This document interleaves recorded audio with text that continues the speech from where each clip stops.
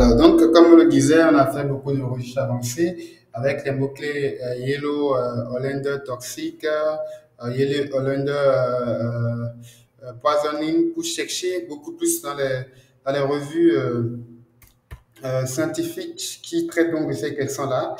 Ce qui nous a permis donc de retrouver, par exemple, cette publication de PubMed qui dit essentiellement beaucoup de choses sur la toxicité donc de nom de l'espèce.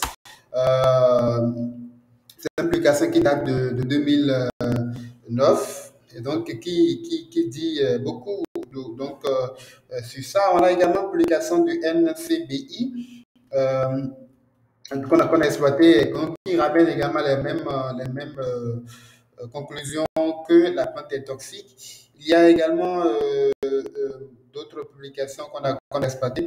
Et donc, en conclusion, c'est que effectivement, la plante, elle contient des substances toxiques qui peuvent créer des troubles cardiaques.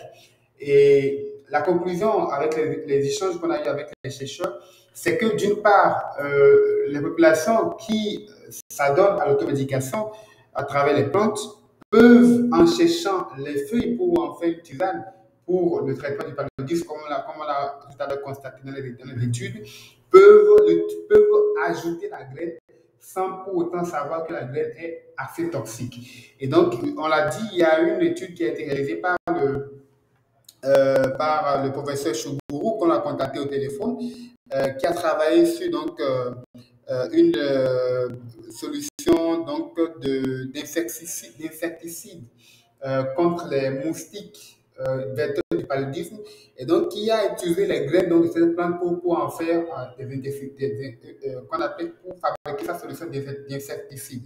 Alors, ce professeur nous a dit qu'effectivement, puisqu'en partie, la graine est toxique, puisque d'autres composantes comme les racines sont aussi toxiques et contiennent des substances toxiques, alors il n'est pas exclu que la feuille ait également une partie de substances toxiques dans sa composition chimique. Mais il faut d'abord davantage étudier, travailler à savoir quelle est donc la teneur de ces substances-là dans la plante.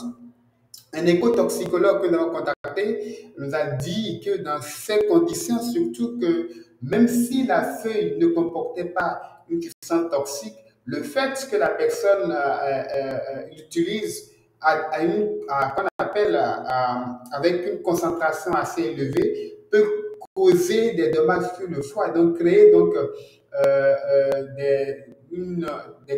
des conséquences dommageables sur le foie et donc scléroser les cellules hépatiques et par conséquent peut aussi, avec l'accumulation des substances toxiques, créer une crise cardiaque. Donc par conséquent, il vaut mieux ne pas utiliser la plante pour traiter quoi que ce soit une pathologie. Il vaut mieux se rendre en consultation pour pouvoir avoir un traitement indiqué. Il vaut surtout mieux de ne pas s'adonner à l'automédication. Et donc, il est possible dans ce cas que la dame en question qui témoignait en début de notre émission d'un cas d'empoisonnement ait raison, mais il va falloir aussi faire le toxique de ce corps-là pour s'assurer qu'effectivement c'est cette plante qui a causé cet empoisonnement involontaire et donc ce cas de décès enregistré. Alors, c'est fini pour aujourd'hui. On se donne rendez-vous la semaine prochaine pour un autre sujet de déconstruction.